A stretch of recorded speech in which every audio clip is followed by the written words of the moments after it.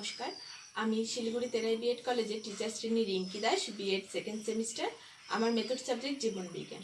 আজকে আমি আবার চলে এলাম তোমাদের সাথে কিছু মজাদার বিষয় নিয়ে আলোচনা করতে।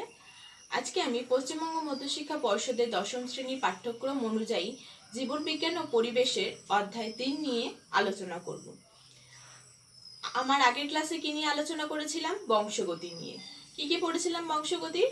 বংশগতি কাকে বলে, প্রকরণ কাকে বলে, অ্যালিল, জিন, বংশগতির একক, এক সংকর জনন, দ্বিসংকর জনন, এগুলো সম্বন্ধে আমরা জেনেছিলাম।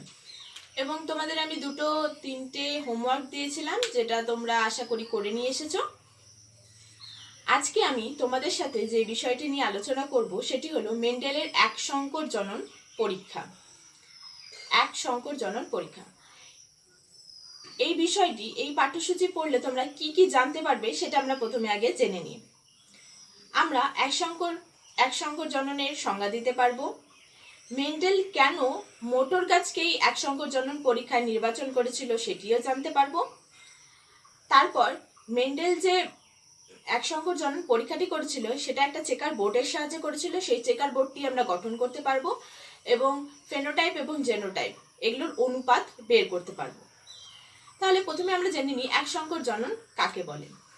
একজোড়া বিপরীত চারিত্রিক বৈশিষ্ট্য সম্পূর্ণ একই প্রজাতির দুটি জীবের মধ্যে সংকরায়নকে বলা হয় এক সংকর জনন বা মনোহাইব্রিড ক্রস।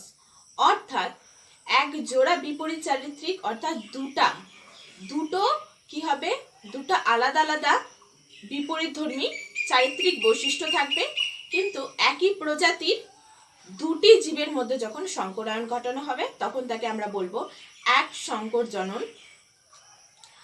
এরপরে বলি যে হলো মেন্ডেলের এক সংকর জনন পরীক্ষা। মেন্ডেল কিভাবে এক সংকর জনন পরীক্ষাটি করেছিল? তিনি এই এক সংকর জনন পরীক্ষাটি করার সময় একটি বাগান নিয়েছিলেন। এই বাগানটি ছিল 120 ফুট লম্বা এবং 20 ফুট চওড়া এবং 34টি বিভিন্ন প্রজাতির মোটর গাছ নিয়েছিল। আর এই মোটর গাছগুলি কি ছিল? মোটর গাছগুলি ছিল বিশুদ্ধ বা খাঁটি চরিত্রের। আর এই মোটর গাছটির মধ্যে ছিল বিভিন্ন রকমের চারিত্রিক বিপরীতধর্মী চারিত্রিক বৈশিষ্ট্য। এই বৈশিষ্ট্যগুলির মধ্যে রয়েছে একটা প্রকট বৈশিষ্ট্য, একটি প্রচ্ছন্ন বৈশিষ্ট্য। দুটো সম্বন্ধে আমি বলি। প্রকট বৈশিষ্ট্যটি কি? প্রকট বৈশিষ্ট্যটি হলো যে বৈশিষ্ট্য বিপরীতধর্মী বৈশিষ্ট্যকে প্রকাশ হতে দেয় না কিন্তু নিজে প্রকাশ হয়, তাকে আমরা বলবো প্রকট বৈশিষ্ট্য। প্রচ্ছন্ন বৈশিষ্ট্য, যে বৈশিষ্ট্যটি প্রকট বৈশিষ্ট্যের উপস্থিতিতে নিজে প্রকাশ পায় না বা সুপ্ত অবস্থায় থাকে, তাকে বলে প্রচ্ছন্ন বৈশিষ্ট্য।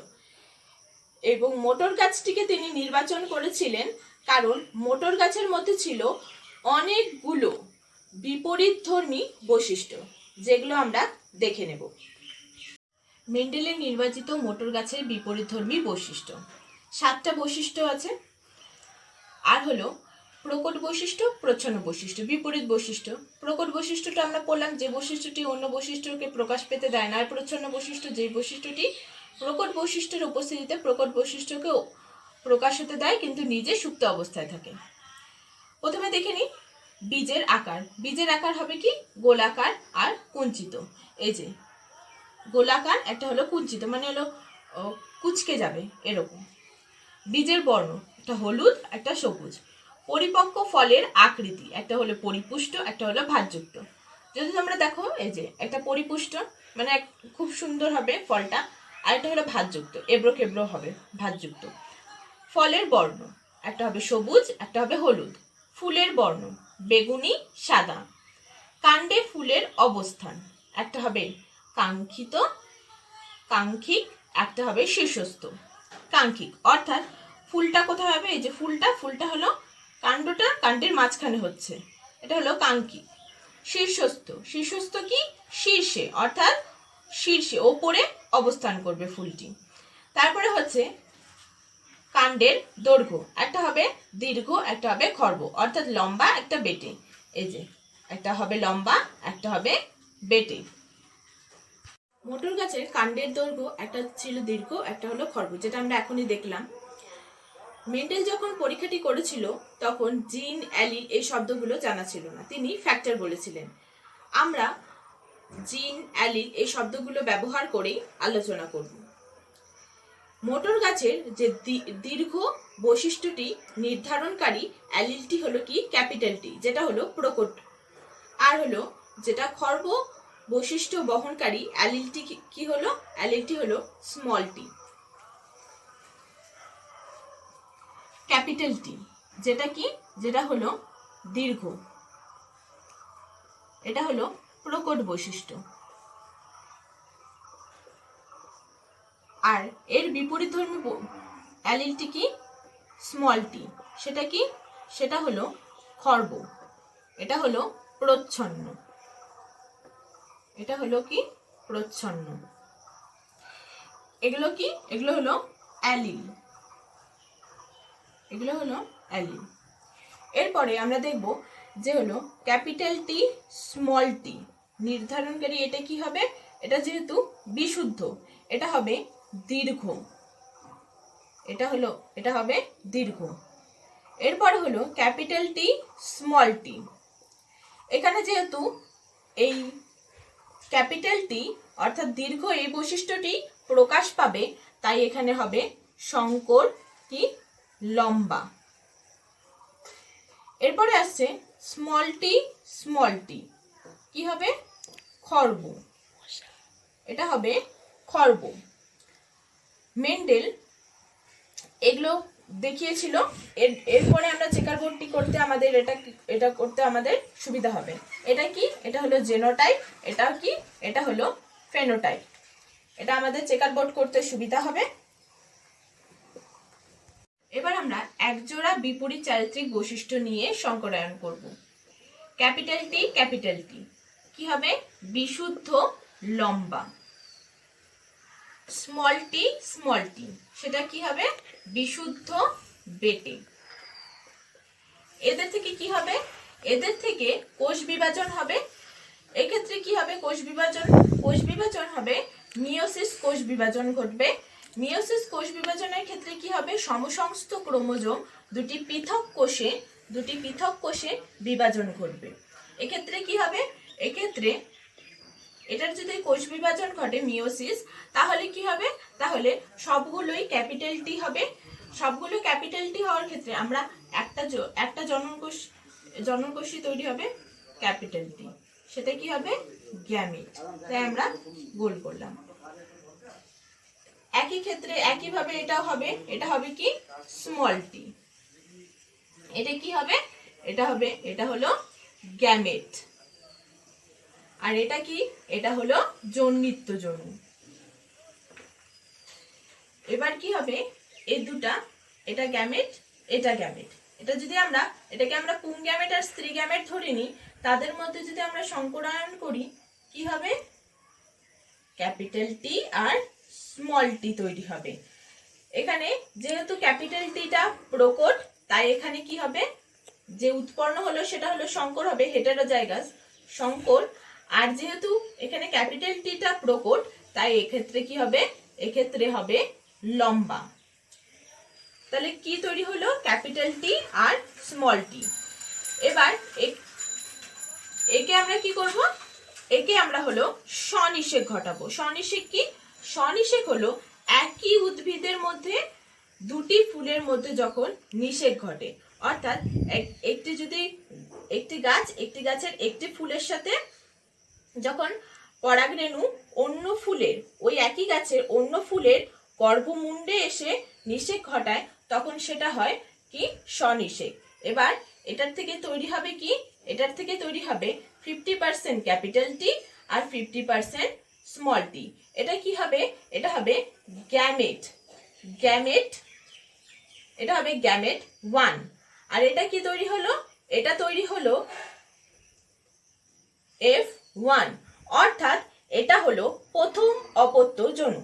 প্রথম অপত্য জনু থেকে যে গ্যামেটটা তৈরি হলো, তাই এটা হলো গ্যামেট 1। এটা আমরা মুছে এখন আবার করব, এখান থেকে শুরু করব। আমরা কি দেখলাম, ক্যাপিটাল টি আর হলো স্মল টি, দুটো গ্যামেট তৈরি হলো। এদের মধ্যে আমরা এখন কি করব, স্বনিষেক করব। বললাম স্বনিষেক করব। এখন আমরা যদি একটিকে যদি আমরা পুংগ্যামেট আর একটা স্ত্রী গ্যামেট ধরে নিব, আমরা এখন চেকার বোর্ডের সাহায্যে করব। চেকার বোর্ডের সাহায্যে করে নিব। এদিকে আমরা হলো পুংগ্যামেট নিব। পুংগ্যামেটের সিম্বলটা এরকম হবে, আর হলো স্ত্রী গ্যামেটের কি এটা তোমরা সবাই জানো, তাও দেখিয়ে দিলাম।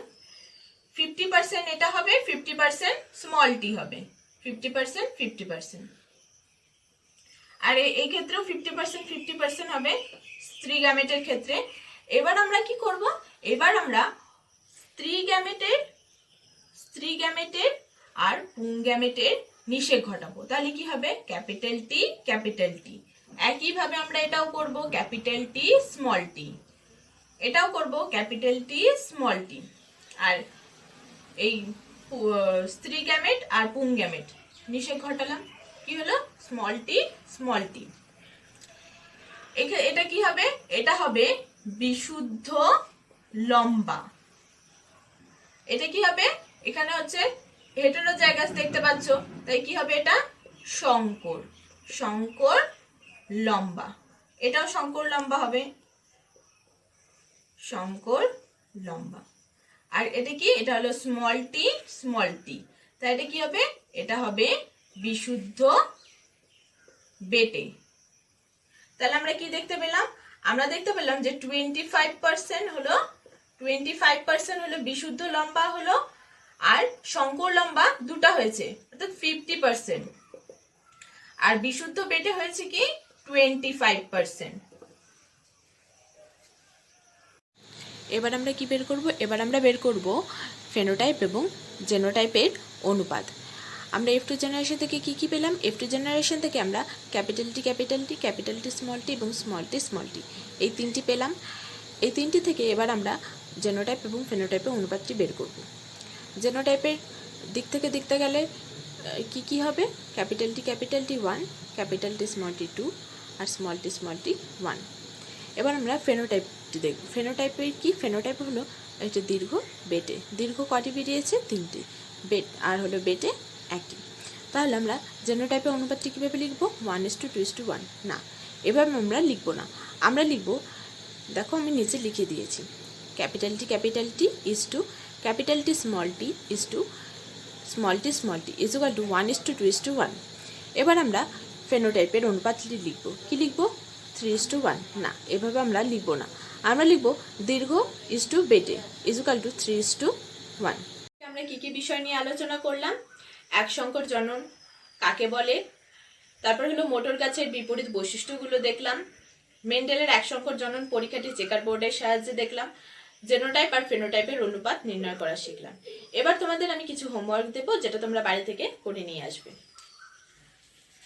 এক সংকর পরীক্ষার 1:2:1 এই অনুপাতটিকে কি বলে, বোধমূলক। এক সংকর জনন কাকে বলে, জ্ঞানমূলক। মেন্ডেলের এক সংকর জনন পরীক্ষাটি চেকার বোর্ডের সাহায্যে তৈরি করো, প্রয়োগমূলক। এই তিনটি তোমরা লিখে নিয়ে আসবে বাড়ি থেকে। এর পরের ক্লাসে আমরা মেন্ডেলের দ্বিসংকর জনন পরীক্ষাটি নিয়ে আলোচনা করব। Thank you.